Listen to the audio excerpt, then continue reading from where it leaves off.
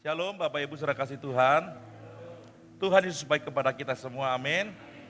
Ya, kursinya terasa kosong karena saya tambahi ada sekitar 19 sampai 20-an kursi. Jadi saya yakin percaya bahwa kursi-kursi yang kosong, bangku-bangku yang kosong akan diisi dengan jiwa-jiwa yang baru, Bapak Ibu. Ya, secara keuangan saya belum tanya Bu Mega, tapi sepertinya saya masih pinjam yang pelayanan kemarin Bapak Ibu. Kita menghabiskan puluhan juta untuk memperbaiki semua hal ini. Online-nya kita perbaiki, gedungnya kita perbaiki. Ya, saya pikir juga ini uang untuk kemuliaan nama Tuhan, maka dipakai untuk pekerjaan Tuhan. Jadi Bapak Ibu akan berlanjut, tukang-tukangnya, ada tukang besi, ada tukang yang benerin luar, saya fokus ke luar, juga touch up yang di luar. Saya yakin percaya bahwa gereja ini adalah gereja yang dipimpin oleh Tuhan dan diberkati oleh Tuhan. Oke, Bapak Ibu saudara kasih Tuhan, hari ini adalah seri yang terakhir dari judul dibimbing firman dan dipimpin oleh roh. Saya ambil dari Galatia pasal 5 ayat 16 sampai 18. Kita boleh baca bersama-sama Bapak Ibu saudara kasih Tuhan. Dengan keras, dengan iman kita bersama-sama membaca firman Tuhan ini. 1, 2, 3. Hiduplah oleh roh, maka kamu tidak akan menuruti keinginan daging. Sebab keinginan daging berlawanan dengan keinginan roh, dan keinginan roh berlawanan dengan keinginan daging. Karena keduanya bertentangan, sehingga kamu setiap kali tidak melakukan apa yang kamu kehendaki. Akan tetapi, jikalau kamu memberi dirimu dipimpin oleh roh, maka kamu tidak hidup di bawah hukum Taurat. Ayat sebelumnya, di pasal yang kelima, perikop yang sebelumnya berkata tentang kemerdekaan yang sejati. Jemaat di Galatia ini percaya kepada Tuhan Yesus, tapi mereka masih terikat dengan hukum Taurat, hukum adat istiadat, hukum yang manusia buat, yang dilakukan oleh manusia setiap harian. Jadi Rasul Paulus mau memberikan kabar kepada jemaat di Galatia, kamu gak bisa hidup di dua alam. Kamu harus menentukan hidupmu, hidup dipimpin oleh roh atau hidup menuruti keinginan daging. Karena saat kamu percaya kepada Yesus, Rasul Paulus dengan gamblang mengatakan, seharusnya hidupmu ini langsung dipimpin oleh roh dan tidak lagi menuruti keinginan daging. Karena keinginan daging itu bertentangan, berlawanan dengan keinginan roh. Sehingga saat jemaat Galatia mau melakukan kehendak roh, tapi dia masih hidup dalam keinginan daging, pasti gagal. Ada banyak dari kita yang kepingin hidup kudus, kepingin hidup benar, tapi kita tidak mau melepaskan kedagingan kita. Ada dari kita yang kepingin taat, kepingin kita benar-benar setia kepada Tuhan, tapi kan kita masih terikat dengan hal-hal duniawi. Makanya kita nggak bisa melakukan apa yang roh sedang tuntunkan kepada kita, karena daging kita sangat kuat. Kenapa? Karena jiwa kita dipenuhi dengan keduniawian. Bapak Ibu, kita percaya enggak? Kalau Roh Kudus ada bersama dengan kita, maka Dia pasti berikan damai sejahtera. Amin. Ada banyak orang berkata bahwa dunia ini sedang tidak baik-baik saja, semua akan dipajai, termasuk amplop kondangan pun. Pak Dwi, Bu Rustin siap-siap ya, akan dipajai, angpau, lama-lama perpuluhan dipajai lagi Bapak Ibu. Tapi meskipun kita sedang tidak memiliki kekayaan dunia, tapi kalau roh itu ada bersama dengan kita, Dia berikan damai sejahtera. Karena di ayat 24-25 dikatakan, barang siapa menjadi milik Kristus Yesus, Ia telah menyalibkan daging dengan segala hawa nafsu dan keinginannya. Jikalau kita hidup oleh roh, baiklah hidup kita juga dipimpin oleh roh. Jadi seharusnya saat kita percaya kepada Tuhan, kita tidak tinggal lagi dalam hawa nafsu kita yang menjadi-jadi. Kenapa manusia masih hidup dalam nafsu duniawi? Ya karena keinginan-keinginan jiwanya dipenuhi dengan kedagingan. Kita terus tertrigger, kita terus terfokus kepada perkara-perkara jasmani. Kita masih mengingat-ingat hal-hal yang menurut kita, aduh kayaknya ini enggak cukup, kayaknya perlu ini, kayaknya perlu itu. Secara daging kita khawatir. Padahal Allah menyatakan di dalam firman-Nya, Dia akan menyertai kita sampai akhir dunia ini. Amin. Kita tidak akan pernah ditinggalkan sendirian oleh Tuhan. Karena kita menjadi milik Kristus, seharusnya kita mulai sadar dan belajar untuk meninggalkan segala hawa nafsu duniawi ini.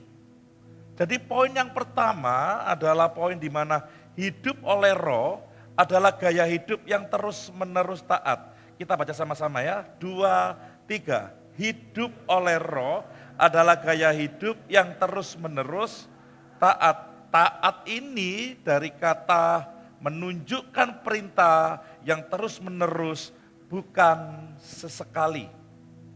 Jadi Bapak Ibu saudara kasih Tuhan, taat ini bukan sebuah pilihan, tapi sebuah perintah. Sama-sama katakan, bukan pilihan tapi perintah. 2, 3.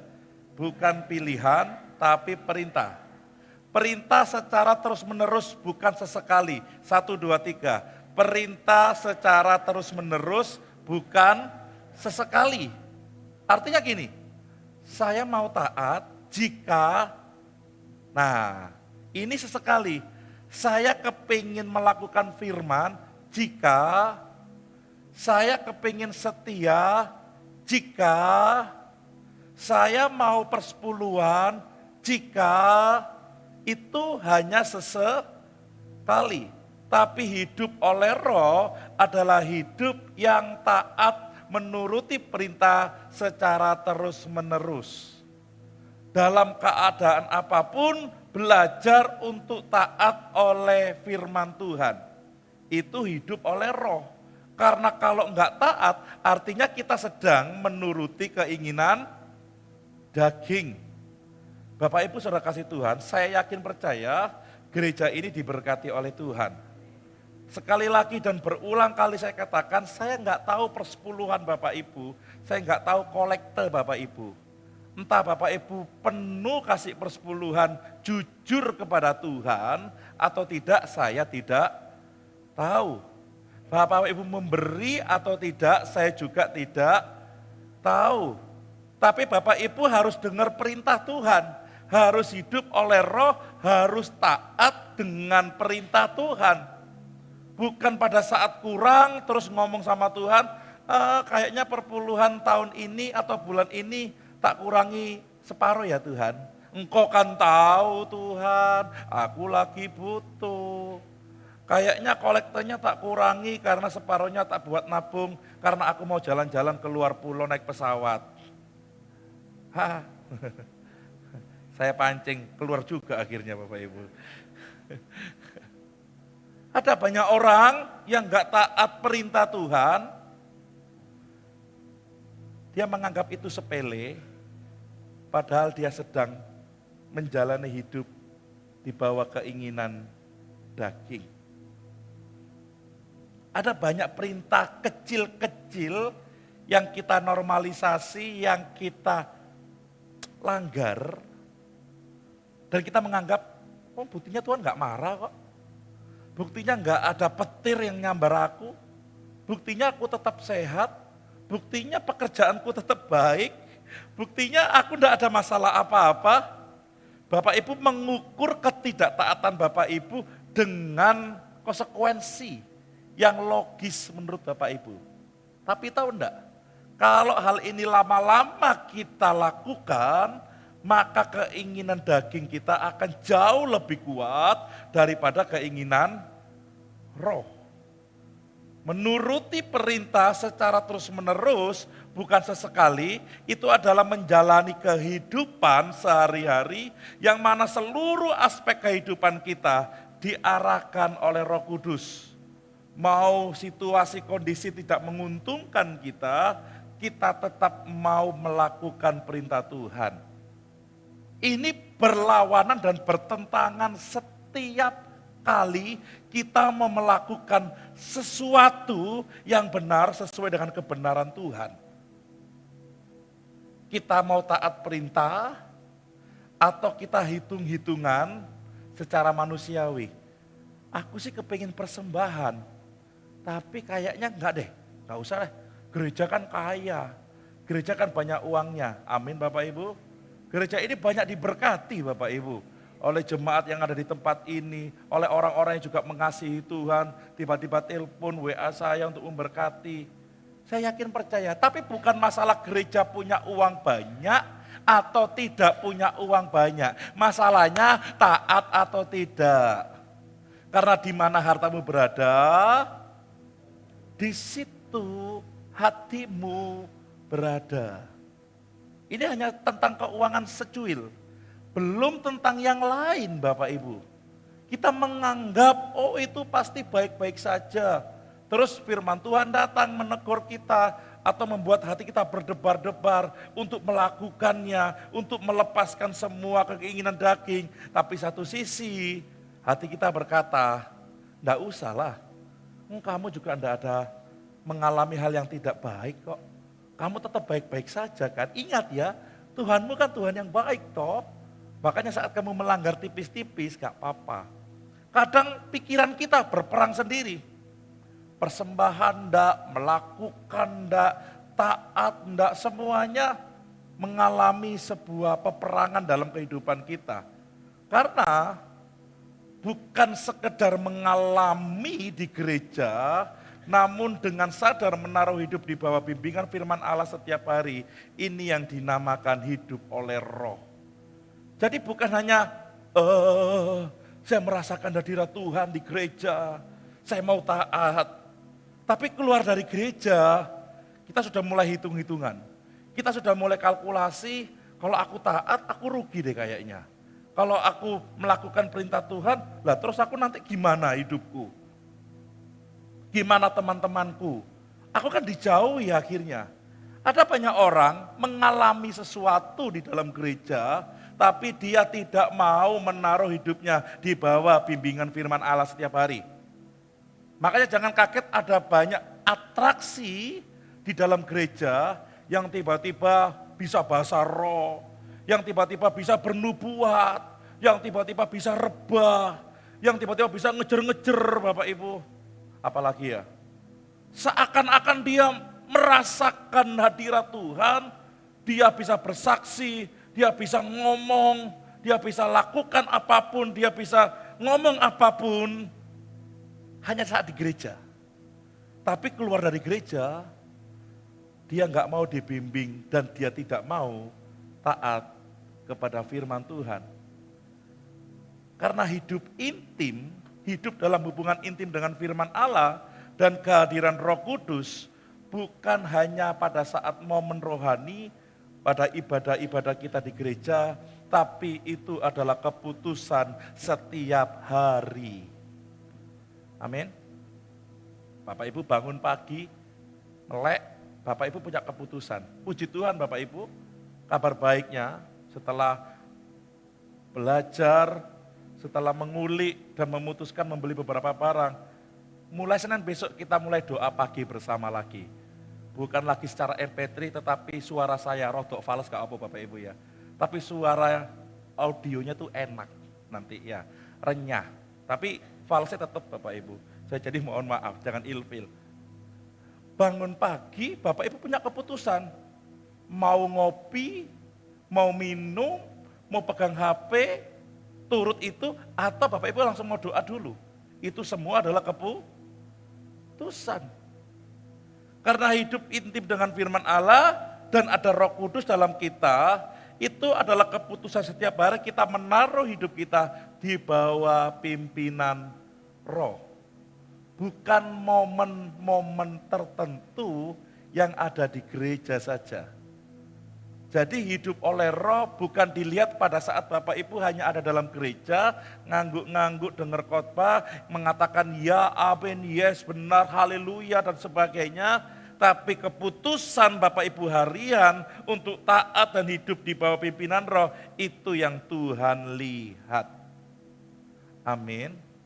Ada banyak sekali keputusan yang harus Bapak Ibu eksekusi, yang harus Bapak Ibu ambil. Bahkan uang 5.000 pun, uang 1.000 pun itu adalah keputusan. 5.000 ini ya apa, mau dibuat apa? Contoh Bapak Ibu saudara kasih Tuhan, contoh saja saya mau tanya pada Bapak Ibu. Jika Bapak Ibu parkir, ada uang 2.000, 2.000 dan 1.000, berarti 5.000 betul ya?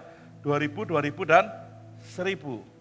Terus Bapak Ibu parkir sendiri, belok sendiri, yang mobil atau motor sendiri. Tiba-tiba setelah Bapak Ibu belanja atau aktivitas, tiba-tiba tukang parkirnya datang nagih saat Bapak Ibu sudah mau pulang. Pertanyaan saya, mau kasih 5.000, 1.000, 2.000, 3.000 atau 4.000? Mau kasih berapa? Kalau tiba-tiba tukang parkirnya datang pada saat kita sudah sepeda tinggal jreng, atau mobil sudah, loh ya apa sih tukang parkir ini? Kira-kira gimana? Apalagi dia nggak bikin karcis Bapak Ibu, dipandangkan banyak kayak gitu. Kira-kira mau kasih berapa kira-kira Bapak Ibu? 2.000 wae. Engko lek dhek ngamuk, tak amuk balik. Bener apa enggak kira-kira? Yang dia cak. Betul enggak kira-kira? Uang 2.000 pun yang keluar dari kita itu adalah keputusan. 1.000 pun keluar. 2.000, 3.000 lah, lumayan lah. Kan tambah 1.000 tadi. Semua yang kita lakukan, semua yang kita mau ambil keputusannya itu, kita mau ikut daging atau kita mau turut dengan Roh. Emosi ini juga terlibat di sini. Kalau orang emosian, keputusannya pasti tidak akan benar. Yang setuju katakan ya. Bapak Ibu yang sudah usianya cukup banyak, sudah pernah muda, sudah pernah di posisi saya, bahkan pernah di posisi anak youth teens. Zaman itu kan zaman emosian, betul ya? Adakah dari Bapak Ibu yang emosian membawa kebaikan kira-kira? Tidak ada. Orang ngamuan itu rugi, apa untung kira-kira Bapak Ibu? Bisa. Yang tua-tua ini sudah tahu, emosian, keputusan diambil dalam keadaan emosi, maka rugi yang ada, betul ya? Makanya perlu yang namanya ketenangan. Dan ketenangan hanya ada di dalam hadirat Tuhan, di mana Roh Kudus memberikan damai sejahtera. Amin Bapak Ibu saudara kasih Tuhan. Jadi kita harus hidup dipimpin oleh Roh. Hidup di bawah naungan Roh. Nah emosi kita, jiwa kita yang kadang gak terima. Kenapa? Karena jiwa kita ini diisi dengan keduniawian. Sehingga mempengaruhi keinginan Roh yang murni, yang suci, yang harusnya mengendalikan seluruh hidup kita. Makin banyak kita bermedia sosial, makin kita digiring untuk ke arah sana, berpikir hal-hal seperti yang media sosial sedang gembar-gemborkan. Itu poin yang pertama. Poin yang kedua adalah Roh Kudus dan daging berlawanan. Kita baca sama-sama 2, 3. Roh Kudus dan daging itu berlawanan. Dari kata keinginan daging. Keinginan adalah dorongan kuat dari dalam manusia yang belum diperbarui. Sama-sama kita baca 2, 3. Dorongan kuat dari dalam manusia yang belum diperbarui. Makanya ada kata keinginan daging, keangkuhan hidup, dan hawa nafsu lain sebagainya. Kata keinginan adalah dorongan dari dalam diri kita yang sangat kuat, hasrat yang sangat kuat, yang terpendam, dan hasrat ini belum disentuh, belum diperbarui oleh Roh Tuhan. Makanya keinginan daging kita selalu membuahkan dosa. Tapi kalau keinginan kita yang sudah diperbarui oleh Roh, maka pasti menimbulkan damai sejahtera. Amin. Jadi kata keinginan kita yang kuat dari dalam yang tercampur dengan dosa yang belum diperbaharui pasti akan menimbulkan masalah atau dosa yang kita lakukan.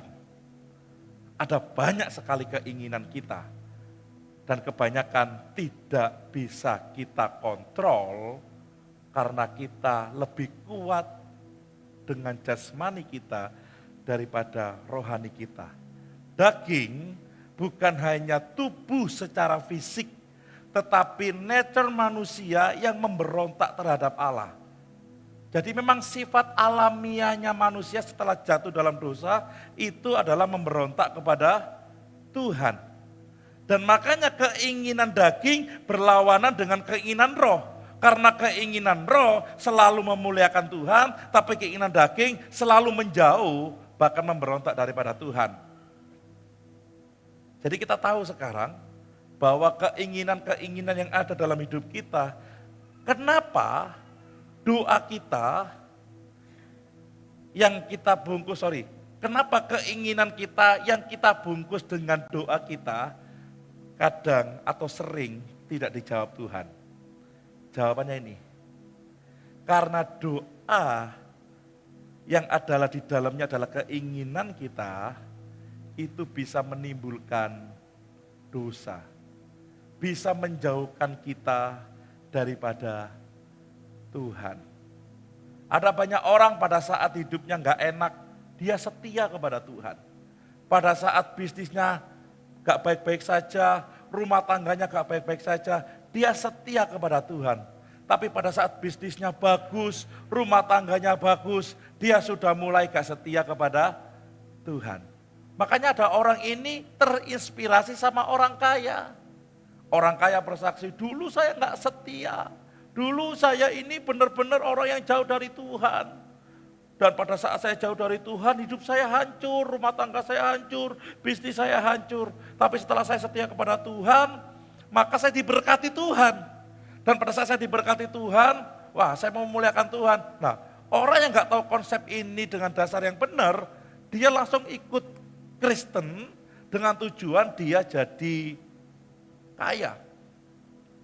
Tahu enggak? Itu adalah keinginan daging. Bapak, Ibu, Saudara dan saya ikut Tuhan bukan karena keinginan daging, tapi karena keinginan roh. Bapak, Ibu berdoa itu karena Roh Kudus lebih kuat dalam hidup kita. Kalau orang jarang berdoa, jarang baca firman, artinya keinginan dagingnya jauh lebih kuat daripada keinginan roh. Karena Roh Kudus mendorong seseorang kepada kekudusan dan daging mendorong seseorang kepada pemberontakan. Tahu enggak pemberontakan yang mana? Yang enggak taat tadi. Saat kita mengambil keputusan untuk enggak apa-apalah, enggak melakukan ini dulu. Enggak usahlah kita lakukan ini dulu. Itu kita sudah memberontak. Karena saat kita sudah mengambil keputusan untuk tidak mentaati firman Tuhan dan tidak hidup dalam pimpinan roh Tuhan, maka pemberontakan sudah kita lakukan. Dan pertanyaan saya, berapa kali dalam sehari kita sudah memberontak kepada Tuhan? Hitung sendiri. Karena peperangan di pikiran kita tidak bisa kita menangkan. Kenapa? Karena pikiran kita hanya dipenuhi dengan kedagingan atau keduniawian. Tapi kalau pikiran kita dipenuhi dengan firman Tuhan, maka kita pasti akan mengikuti keinginan roh. Dan itu terjadi kepada semua kalangan, baik yang kecil, muda, sampai yang tua, baik yang jemaat, pengurus, bahkan sampai pendeta, semua mengalami seperti ini. Saya pun terus berjuang sampai sekarang supaya keinginan daging saya terus jadi turun, bahkan mulai nipis, bahkan mulai berkurang, supaya keinginan roh yang ada dalam tubuh saya makin besar. Sama dengan Bapak Ibu, karena keinginan kita dalam dunia ini nggak akan pernah cukup. Yang setuju katakan ya. Di Jakarta sedang ada pameran mobil, bagus-bagus. Bapak Ibu yang mobilnya sudah 2 tahun, 3 tahun pengen ganti mobil enggak? Oh ya, baru setahun perasaanku ya, jaluk ganti mobil. Kalau nuruti keinginan enggak akan pernah ada habisnya. Ya, balik iya habis Bapak Ibu. Karena kita tahu keinginan daging ini sangat luas, unlimited. Bahasanya Timothy itu ya, tapi dia ngomong tentang uang. Keinginan ini unlimited. Tidak bisa terpuaskan, tak bisa tercukupkan dengan hanya satu momen, dengan hanya satu barang. Kalau Bapak Ibu sudah pernah punya mobil satu, pasti kepingin nambah mobil. Alasannya suami istri sendiri-sendiri. Terus punya anak 7, tambah lagi 7, songo mobilnya di rumah. Supaya gak ganggu aku. Karena keinginan ini tidak karu-karuan. Ada banyak orang yang seperti ini. Saya kembali lagi ke sedikit persepuluhan. Saya dapat kabar dari seorang hamba Tuhan. Jemaatnya ini diberkati Tuhan. Dia punya bank swasta. Ya bank daerah gitu Bapak Ibu. Tapi namanya bank ya pasti tempatnya uang. Orang ini terang-terangan ngomong ke jemaat yang lain. Aku tidak akan pernah persepuluhan dan persembahan kepada gereja. Lebih baik aku kasih di panti asuhan dan lain-lain. Dia pikir persepuluhan diganti dengan ngasih ke panti asuhan dan lain-lain, itu beda. Tanyai sama jemaat yang lain, kenapa kamu gak melakukan itu? Iyalah, kalau aku melakukan itu, maka pendeta itu akan jadi kaya. Pendeta itu ngomong sama saya, luar biasa Pak. Dulu gak diberkati, minta didoakan. Sekarang sudah diberkati, malah gak mau taat. Semua keputusan ada di kita. Makanya kenapa setia dilakukan pada saat kita sedang tidak punya apa-apa. Saat kita tidak punya apa-apa terus setia kepada Tuhan dalam berbagai sisi dan momen. Maka saat engkau punya apa-apa, engkau sudah terbiasa setia. Amin. Gitu. Kalau tunggu Tuhan, kalau aku punya apa-apa aku akan setia. Malaikat ngomong embel. Wongan seperti ini aja kamu gak setia. Keputusan Bapak Ibu. Mau nahan persembahan, mau nahan persepuluhan, mau nahan setia kepada Tuhan, mau nahan ibadah apa enggak ibadah, mau ikuti firman Tuhan apa tidak, mau taat apa tidak, keputusan Bapak Ibu. Dan itu terlihat bagaimana besarnya keinginan daging Anda menguasai hidup Anda dibanding keinginan roh. Kalau keinginan daging terus Anda ikuti, maka satu kali nanti Anda akan jatuh dalam berbagai pencobaan. Karena keinginan daging bawaannya ke sana. Pasti, tapi kalau Anda ikuti keinginan roh, maka Anda akan melihat betapa luar biasanya Tuhan memimpin hidup Anda. Seorang hamba Tuhan, dia menyaksikan hidupnya. Katanya 10 apa 20 tahun, apa 15 tahun saya lupa.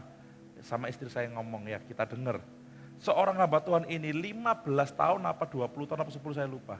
Dia punya mobil APV. Tahu APV Bapak Ibu ya? Suzuki. Dia cukup terkenal hamba Tuhan ini. Dia ngomong saya baik-baik saja dengan mobil saya. Baru tahun kemarin dia beli Hyundai Stargazer. Kayak punyanya Pastor Yosef itu katanya. Dia bilang dia punya uang. Dia bisa saja nyicil, ngangsur, tapi dia berkata, aku enggak ngikutin itu. Aku mau hidup enak, karena hidup enggak punya utang adalah hidup yang nikmat. Yang enggak punya utang katakan amin. Oh, yang punya utang enggak mau amin Bapak Ibu. Kan langsung terpisah kelihatan ini ya. Tiap bulan cenut-cenut rasanya, aduh. Main dakocan, apa saya? Dakonan, ambil ini dulu, nanti dipinjam dulu, ambil ini. Terus seperti itu pusing kepala ya. Hidup yang paling nikmat katanya, ya adalah hidup yang nggak punya utang. Makan ikan asin itu nikmatnya nggak karu-karuan. Orang yang punya utang banyak, mau di depannya McD banyak, utangku akeh, makanan mahal, waduh harusnya ini ditabung untuk bayar angsuran. Kita mau beli sesuatu, mau makan sesuatu, kita masih mikir iya enggak Bapak Ibu? Eman, wes gak usah beli pakaian, wes baju iku ae gak popo, yang penting iso nyicil. Keinginan daging itu akan membuat hidup kita tidak damai sejahtera.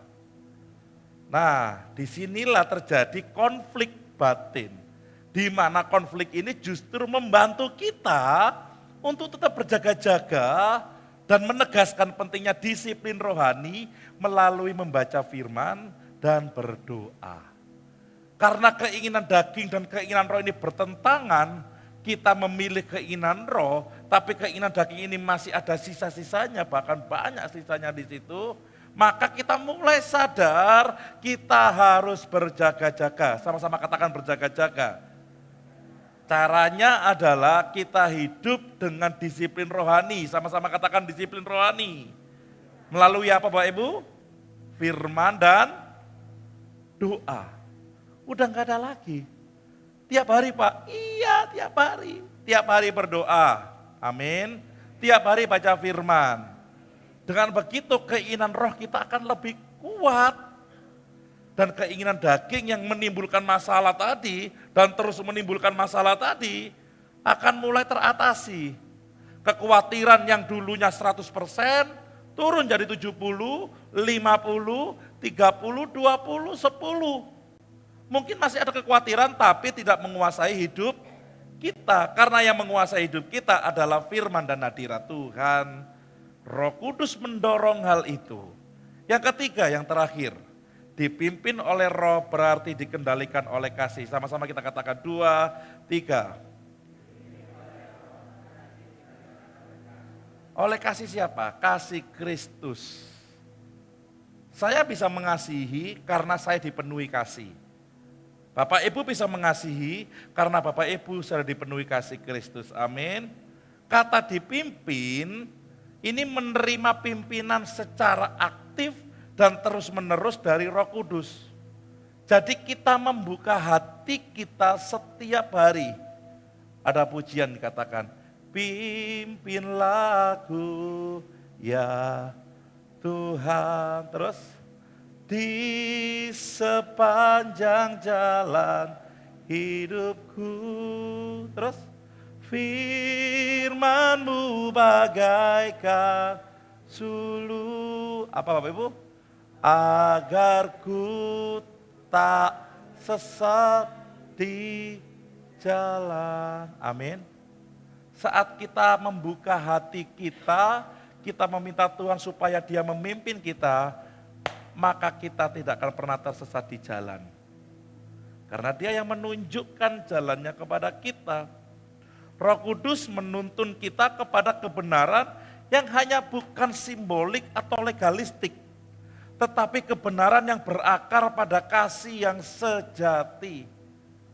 Saya melakukan ini bukan karena tuntutan orang atau tuntutan profesi, tapi saya melakukan ini, saya taat melakukan ini karena saya tahu saya sudah dipimpin oleh kasih yang sejati. Wow. Jadi jangkarnya adalah kasih Kristus. CM Pro kemarin saya bahas tentang sedikit jangkar. Jangkar itu gini, tempat pelabuhan pikiran kita taruh di kasih Kristus. Kenapa saya taat? Karena Tuhan sudah mengasihi saya. Kenapa kamu setia? Karena Tuhan sudah mengasihi saya. Kenapa kamu mau melakukan firman? Karena Tuhan sudah mengasihi saya. Yang setuju katakan amin. Saya tidak akan kekurangan kok. Saya tidak akan terlantar kok. Saya pasti berkecukupan karena Tuhan menjamin hidup saya. Saat kita jangkarnya adalah kasih Kristus dan kita diperhadapkan pada kenyataan mau melakukan atau tidak. Kalau nggak melakukan kita akan hidup cukup, tapi kalau melakukan kita mungkin hidupnya nggak cukup. Tapi kalau orang jangkarnya adalah kasih Kristus dan hidupnya dipimpin oleh Roh, dia pasti akan melakukan. Seperti janda di mana? Sarfat. Karena engkau hamba Allah, maka aku turut akan perintah dan suara yang Allah kehendaki. Janda Sarfat bilang apa? Seharusnya aku tinggal sekali makan, lalu aku apa Bapak Ibu? Mati. Tapi yang terjadi anaknya hidup. Sekali makan jadi bertahun-tahun. Ingat ini, jangkarnya janda Sarfat. Bukan karena mujizat yang terjadi, tapi jangkarnya janda Sarfat. Karena dia tahu kasih Allah membentengi hidupnya. Amin. Jadi kita enggak ada transaksi di sini. Saya melakukan ini supaya saya ini enggak. Saya melakukan ini karena kasih Allah sudah penuh dalam hidup saya. Karena setiap keputusan, sikap, dan perilaku kita dibentuk oleh pimpinan Roh Kudus. Dan bukan karena tekanan dari orang luar, atau dari pribadi luar, atau masalah kejadian luar. Tetapi semua keputusan saya, ini adalah perubahan, transformasi dari dalam karena firman. Jadi kita tahu yang mengubahkan seseorang bukanlah seseorang. Tapi yang mengubahkan seseorang adalah firman. Amin. Siapa yang sudah pernah melihat film Sore? Boleh angkat tangan? Sore. Kekinian ya. Kalau belum lihat, nggak usah dilihat Bapak Ibu. Itu ceritanya tentang seseorang kepingin ngerubah seseorang, betul ya? Cerita yang cukup aneh, tapi saya dapat beberapa poin. Dia hidup untuk merubah seseorang.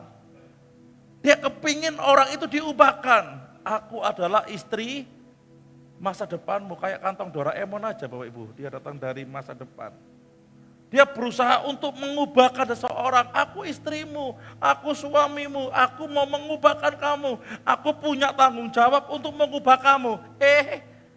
Kalau manusia yang merubah manusia tidak akan pernah permanen. Buktinya apa? Di film itu. Beberapa kali akhirnya jatuh dalam kebiasaan yang lama. Bapak Ibu, yang bisa merubah kita secara permanen adalah firman Tuhan. Hidup di bawah bimbingan firman dan hidup dipimpin oleh Roh Kudus. Maka kita akan mengikuti keinginan roh, bukan keinginan daging. Pemain musik bisa masuk. Jadi saya rangkum Bapak Ibu. Yang pertama tadi, hidup oleh roh adalah gaya hidup yang terus menerus apa? Taat. Kita baca sama-sama ya. 1, 2, 3. Hidup oleh roh adalah gaya hidup yang terus menerus taat. Menunjukkan perintah terus menerus bukan apa sesekali. Taat bukan sesekali, bukan karena situasi dan kondisi, tapi secara konsisten atau permanen. Menjalani kehidupan sehari-hari yang mana seluruh aspek hidupnya diarahkan dan dipimpin oleh Roh Kudus. Bukan hanya sekedar mengalami sesuatu dan merasakan sesuatu di gereja, tapi tidak pernah menaruh hidupnya di bawah bimbingan firman. Tapi benar-benar tahu mengalami sesuatu di gereja dan menyatakan bahwa hidupku mau dibimbing oleh firman setiap hari. Dan hidup dalam hubungan intim dengan firman Allah dan kehadiran Roh Kudus bukan hanya pada saat momen-momen rohani, tetapi itu adalah keputusan setiap hari. Yang setuju katakan amin. Yang kedua kita baca sama-sama, Roh Kudus dan daging berlawanan. 2, 3, Roh Kudus dan daging berlawanan. Sekali lagi, 2, 3, Roh Kudus dan daging berlawanan. Sekali lagi lebih mantap, 2, 3, Roh Kudus dan daging berlawanan. Daging akan menimbulkan masalah. Keinginan daging adalah dorongan kuat dari dalam manusia yang belum diperbaharui. Makanya keinginan-keinginan kita yang kita balut dalam doa, gak dijawab Tuhan. Salah satunya karena keinginan kita adalah keinginan yang akan menimbulkan apa? Dosa. Daging bukan hanya tubuh fisik, tetapi alami neter manusia yang memberontak terhadap Allah. Tidak mau taat, hal-hal kecil itu pun adalah rebellion atau pemberontakan, dan itu dosa. Roh Kudus mendorong kepada kekudusan, daging mendorong kepada apa Bapak Ibu? Pemberontakan. Kesadaran akan konflik batin ini menolong kita untuk apa? Berjaga-jaga, di mana kita harus disiplin rohani melalui firman dan doa. Pak, gimana caranya mengalahkan keinginan daging? Disiplinlah melalui firman dan doa. Karena keinginan daging berlawanan dengan keinginan roh. Yang terakhir, kita baca sama-sama. Dipimpin oleh roh berarti dikendalikan oleh kasih. 2, 3. Menerima pimpinan secara aktif. Membuka hati kita dengan sadar dan terus menerus dari Roh Kudus. Pimpinlah aku, yang tadi. Roh Kudus menuntun kita kepada kebenaran bukan hanya simbolik, tapi kebenaran yang kita lakukan adalah kebenaran yang berakar oleh kasih Kristus. Karena setiap keputusan, sikap, perilaku kita dibentuk dan dipimpin oleh Roh Kudus, bukan karena tekanan eksternal, kejadian di luar orang lain, tetapi itu adalah perubahan dari batin kita melalui firman. Yang setuju katakan amin. Sama-sama lakukan ini Bapak Ibu. Sama-sama nikmati hadirat Tuhan, nikmati pembacaan Alkitab kita, nikmati renungan harian kita, nikmati doa-doa kita, dan terus lakukan itu setiap hari. Dan ingat, jangan hanya mencari perkara yang di bawah, carilah perkara yang di atas. Amin. Karena hidup kita sudah berkecukupan, bahkan berkelimpahan. Cuman kakean utang, itu aja. Kalau orang gak punya utang, tempe penyet, sayur kelor, nikmatnya minta ampun. Walau Bapak Ibu makan nasi padang yang termahal sekalipun, kalau hutangnya banyak pasti kurang ngeluh, nikmat. Karena kolesterol, asam urat dan lain-lain, ini timbul karena mikir utang Bapak Ibu. Kenapa? Karena keinginan daging kita membawa pada masalah. Loh Pak Riko enggak punya utang, habis ini Bapak Ibu, pelan-pelan. Rumah selesai, beberapa hal selesai, itu semua karena anugerah Tuhan. Saya diceritani orang yang punya utang itu kok hatinya seneng marem gitu ya, kepingin Bapak Ibu. Ya, orang yang gak punya utang adalah anak-anak sekolah Bapak Ibu. Tapi saya dulu waktu sekolah pernah utang, wah dikamplang sama Bapak. Mbak Kar itu anaknya siapa ya? Hah? Mbak Kalan itu loh Bapak Ibu yang sekarang dibeli Bu Dewi almarhum rumahnya itu loh. Hah? Ya itu, yes, lali. Yes. Dia punya warung, saya utang, bakar utang ya. Bapak saya ngomong, cili-cili, mulai utang awas kalau gede. Temenan tiba deh Bapak Ibu. Jangan biasakan anak Bapak Ibu utang ke toko sebelah. Ngomong ke Bapak yang bayar, loh itu ngajari utang loh Bapak Ibu. Gede-gede, wah bahaya. Nanti bulan depan, September, kemungkinan besar. Karena orangnya masih ke Australia, nanti akan ada seminar keuangan. Bapak Ibu datang, setuju katakan amin? Bukan dijadikan kaya, bukan. Bukan supaya hutangnya lunas, bukan. Supaya kita mengelola keuangan dengan baik dan benar sesuai firman Tuhan. Dan kita bisa jadi berkat untuk orang lain. Yang setuju katakan amin. Nah itu Bapak Ibu. Jadi jangan dianggap yang lain-lain ini harus selalu berkat jasmani. Tapi belajar hal yang baik supaya Tuhan dipermuliakan itu juga penting bagi kita semua. Saya berharap firman ini memberkati kita semua. Boleh berikan kemuliaan untuk Tuhan kita.